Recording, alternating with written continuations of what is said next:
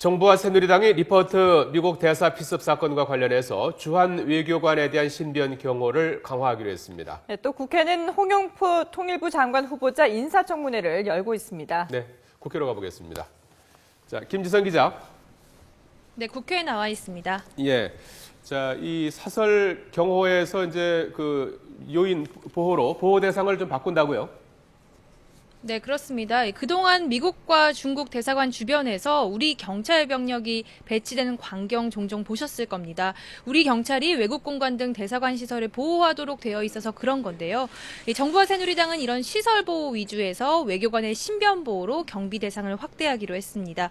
이를 위해 앞으로는 주한 외교사절 측의 요청이 없어도 외부 일정을 나갈 때 경찰이 경호에 나서는 것도 추진한다는 방침입니다. 강신명 경찰청장은 외교관 측 경호 요청이 있는 경우는 물론 요청이 없는 경우라도 위험성이 있다고 판단되면 적극적으로 경호 인력을 배치하겠다고 말했습니다. 강 청장은 사건 이후 전국 273개 외교시설에 대한 경계 강화를 발령하고 경찰 병력을 고정적으로 배치하는 시설도 13곳에서 24곳으로 늘렸다고 밝혔습니다. 경찰은 또 사건 직후 리퍼트 대사와 부인 로빈 여사에게 외빈 경호대를 투입해 24시간 근접 경호를 하고 있고 또 주한 일본 대사의 외부 활동에도 근접 경호 요원을 배치한 상태입니다. 네, 자 그리고 통일부 장관 후보자에 대한 청문회가 이어지고 있는데요. 어떤 질문들이 나왔습니까? 네, 오전 청문회 질의에서는 주로 홍 후보자의 대북관 또 통일 정책에 대한 의견 등의 질의가 집중됐습니다. 특히 홍 후보자가 직전까지 청와대 통일비서관을 지낸 만큼 박근혜 정부의 대북 정책인 한반도 신뢰 프로세스에 대한 질의가 이어졌습니다. 관련 질의 내용 직접 들어보시겠습니다. 신뢰 프로세스, 동북아 협력 구상, 유라시아 이니셔티브 이런 것도 다 이 통일 정책하고 관계가 있는 것처럼 말하면서 실제로는 구체적인 성과가 아무것도 없다는 것이죠.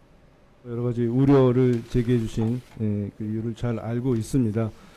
저도 지금 남북관계 상황이 상당히 경색되어 있다는 것에 대해서 안타깝게 생각을 하고 있습니다. 홍 후보자는 또 남북관계 개선 방안의 하나로 거론되고 있는 대북 특사와 관련해 긍정적으로 검토할 수 있다고 답했습니다. 북한의 대북 특사로 가겠다. 6.17 장관 같이 그런 의향 없으십니까? 뭐 특사도 여러 가지 방안 중에 하나로 검토할 수 있고, 제가 장관이 된다면은 관계기관과 협의를 해서 지금 현재 상황에서 남북 관계를 발전시키기 위한 가장 좋은 방법이 무엇인가 고민해 보겠습니다. 위장 전입, 증여세 탈루 의혹 등 비리 의혹에 대해서는 세금 문제나 이런 것에 대해 적절하지 못한 처신이 있었다는 것에 대해 다시 한번 송구스럽다고 시인하고 반성하고 있다고 말했습니다.